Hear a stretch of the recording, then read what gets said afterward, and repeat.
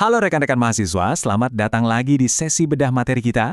Wah, jujur nih, saya super semangat hari ini karena kita bakal ngebahas sesuatu yang bisa dibilang jantungnya ilmu komputer modern. Siapin catatan kalian ya, karena di sesi sistem terdistribusi kali ini, kita bakal mengupas tuntas soal model konsistensi data sentrik. Tapi, sebelum kita masuk ke teori yang berat-berat, coba deh bayangin skenario horor ini sebentar. Gimana kalau tiba-tiba blam, server utama tempat nyimpen semua data tugas akhir kalian mati total detik ini juga. Hangus, lenyap, nggak bersisa. Kalau datanya cuma ada di satu server itu aja, wah, tamat udah riwayat tugas akhir kalian kan? Nah, inilah yang kita sebut sebagai mimpi buruk single point of failure, atau titik kegagalan tunggal. Oke, jadi gimana cara kita nyelamatin diri dari bencana tadi? Pahlawan supernya adalah replikasi. Sederhananya, nge-copy data ke banyak mesin. Replikasi ini tuh game changer banget, teman-teman. Dia nggak cuma jadi penyelamat buat keandalan, biar data kalian aman dari server yang crash, tapi juga kunci rahasia buat ngenjot performa. Dengan nyebar salinan data sedekat mungkin ke pengguna, sistem kita bakal tetap santai nanganin lonjakan traffic yang gila-gilaan. Dan kalau saya bilang gila-gilaan, saya beneran serius. Coba perhatiin angka ini, 400.000. Content Delivery Network atau CDN raksasa sekelas Akamai itu, mereka punya lebih dari 400.000 server di seluruh belahan dunia di tahun 2022 kemarin.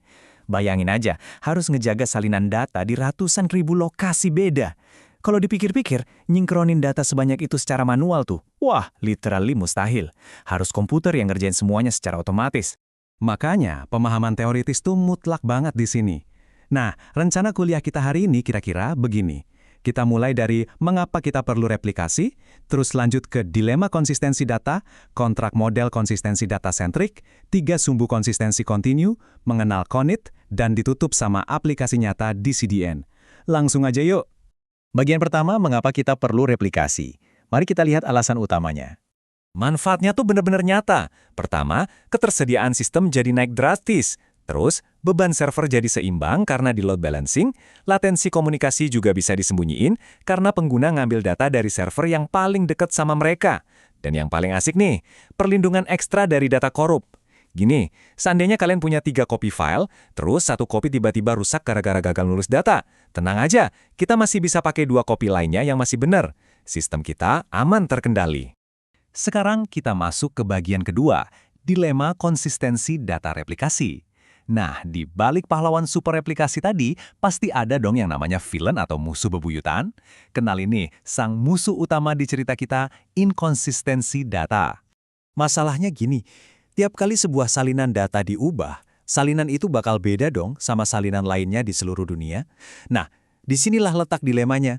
Buat ngejaga semua salinan biar 100% sama setiap saat secara instan, atau istilahnya sinkronisasi global, itu butuh pengorbanan performa yang luar biasa mahal. Sistem tuh harus nge-lock semua server dulu, ngupdate data, baru ngebuka locknya lagi. Kalau kita maksa ngelakuin ini tiap milidetik, hancur sudah skalabilitas kita.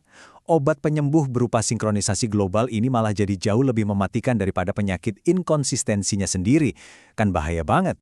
Terus solusinya gimana dong? Kalau kesempurnaan instan nggak bisa diraih, ya kita butuh kompromi. Kita bahas di bagian ketiga, kontrak model konsistensi data sentrik. Secara akademis, model konsistensi itu ibarat sebuah kontrak. Ya, perjanjian tertulis antara proses aplikasi yang kalian bikin dengan sistem penyimpanan datanya. Ibaratnya si penyimpan data bilang gini, aplikasi, kalau kamu patuh sama aturan main ini pas ngakses data bareng, saya jamin deh sistem saya bakal ngasih hasil yang benar. Tanpa adanya jam global yang sempurna di dunia nyata, sistem butuh banget aturan baku ini biar nggak kaos pas beberapa proses baca dan nulis data yang sama di saat bersamaan. Lanjut ke bagian keempat, 3 sumbu konsistensi kontinu. Pertanyaannya, kalau kita udah sepakat ngizinin sedikit inkonsistensi demi performa yang ngebut, gimana cara kita ngukur toleransinya secara ilmiah? Disinilah kita pakai konsep konsistensi kontinu. Konsep ini tuh membuang jauh-jauh mitos kalau aturan replikasi itu satu ukuran untuk semua. Nggak ada satu aturan ajaib yang cocok buat semua. Justru, kita harus ngukur sejauh mana sih inkonsistensi ini masih bisa ditoleransi dengan cara ngasih batasan-batasan yang ketat. Toleransi ini benar-benar tergantung banget sama jenis aplikasi yang kalian bangun. Para peneliti ngerumusin 3 sumbu utama buat ngukur deviasi ini. Pertama, deviasi numerik. Ini murni soal beda angka antar replika. Contoh gampangnya, di sistem harga saham. Mungkin aplikasi kalian masih oke kalau 2 server punya selisih harga maksimal 2 sen dolar. Selama masih di bawah itu, aman, masih dianggap konsisten. Kedua, deviasi kekusaman atau staleness. Seberapa basi data yang kalian relakan? Kalau kalian bikin aplikasi laporan cuaca, nampilin cuaca sejam yang lalu dari cache lokal itu masih masuk akal banget kan? Ketiga, deviasi urutan atau ordering. Ini rada tricky. Hitungannya, berapa banyak update sementara yang nunggu disetujuin sebelum urutan globalnya disepakati semua server. Persis kayak kalian lagi ngedit file secara offline, numpuk banyak perubahan lokal sebelum akhirnya disinkronin ke server pusat. Sekarang kita melangkah ke bagian kelima, mengenal Conit.